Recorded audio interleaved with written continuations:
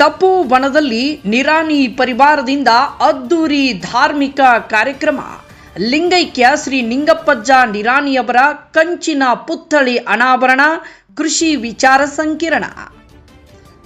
ಬೀಳಗಿ ತಾಲೂಕಿನ ಬಸವ ಹಂಚಿನಾಳದ ತಪೋವನದಲ್ಲಿ ನಿರಾಣಿ ಪರಿವಾರದ ವತಿಯಿಂದ ಅತ್ಯಂತ ವಿಜೃಂಭಣೆಯ ಧಾರ್ಮಿಕ ಕಾರ್ಯಕ್ರಮ ಮತ್ತು ಕೃಷಿ ವಿಚಾರ ಸಂಕಿರಣವನ್ನು ಹಮ್ಮಿಕೊಳ್ಳಲಾಗಿತ್ತು.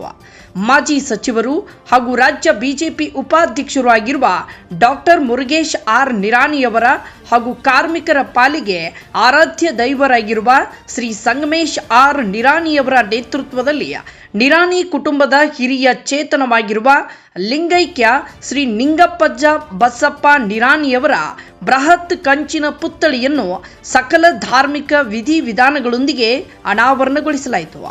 ಇದೇ ಶುಭ ಸಂದರ್ಭದಲ್ಲಿ ಲಿಂಗೈಕ್ಯ ಮಾತೋಶ್ರೀ ಸುಶೀಲಾತಾಯಿ ರುದ್ರಪ್ಪ ನಿರಾಣಿಯವರ ಪುಣ್ಯ ಸ್ಮರಣೆಯನ್ನು ಆಚರಿಸಲಾಯಿತು. ಈ ಸಮಾರಂಭದಲ್ಲಿ ನಾಡಿನ ವಿವಿಧ ಮಠಗಳ ಪೂಜ್ಯ ಸ್ವಾಮೀಜಿಗಳು ಸಾನ್ನಿಧ್ಯವನ್ನು ವಹಿಸಿದ್ದರು. ಇನ್ನು ನಿರಾಣಿ ಪರಿವಾರದ ಸದಸ್ಯರು ಮತ್ತು ಅಪಾರ ಸಂಖ್ಯೆಯ ಭಕ್ತರು ಪಾಲ್ಗೊಂಡು ಹಿರಿಯರಿಗೆ ನಮನವನ್ನ ಸಲ್ಲಿಸಿದರು. ಈ ಧಾರ್ಮಿಕ ಕಾರ್ಯಕ್ರಮದ ಜೊತೆಗೆ ರೈತ ಬಾಂಧವರ ಏಳಿಗೆಗಾಗಿ ಕೃಷಿ ವಿಚಾರ ಸಂಕಿರಣ ಹಾಗೂ ಶಿವಭಜನೆ ಕಾರ್ಯಕ್ರಮವನ್ನು ಆಯೋಜಿಸಲಾಗಿತ್ತು. ಕಬ್ಬು ಬೆಳೆಗಾರರಿಗೆ ವೈಜ್ಞಾನಿಕ ಮಾಹಿತಿ ನೀಡುವ ಉದ್ದೇಶದಿಂದ ಆಯೋಜಿಸಲಾಗಿದ್ದ ಈ ಉಪನ್ಯಾಸ ಕಾರ್ಯಕ್ರಮದಲ್ಲಿ ಹಲವು ಕೃಷಿ ತಜ್ಞರು ಮತ್ತು ಸಾಧಕರು ಭಾಗವಹಿಸಿದ್ದರು. ಸಂಕೇಶ್ವರದ ಕೃಷಿ ಸಂಶೋಧನಾ ಕೇಂದ್ರದ ಹಿರಿಯ ವಿಜ್ಞಾನಿಗಳಾಗಿರುವ ಡಾಕ್ಟರ್ ಸುನೀಲ್ ಕುಮಾರ್ ನೂಲಿಯವರು ಕಬ್ಬು ಬೆಳೆಯಲ್ಲಿ ಸಮಗ್ರ ಬೇಸಾಯ ಪದ್ಧತಿ ಕುರಿತು ಉಪನ್ಯಾಸವನ್ನ ನೀಡಿದರು. ಹಾಗೆ ನಿರಾಣಿ ಶುಗರ್ಸ್ನ ಕಬ್ಬು ಅಭಿವೃದ್ಧಿ ವಿಭಾಗದ ಉಪ ಮಹಾಪ್ರಬಂಧಕರಾದ ಡಾಕ್ಟರ್ ಸಂಜಯ್ ಯಲಶೆಟ್ಟಿಯವರು ಕಬ್ಬು ಬೆಳೆಯ ಕುಳೆ ನಿರ್ವಹಣೆ ಕುರಿತು ರೈತರಿಗೆ ಉಪಯುಕ್ತ ಮಾರ್ಗದರ್ಶನವನ್ನು ನೀಡಿದರು.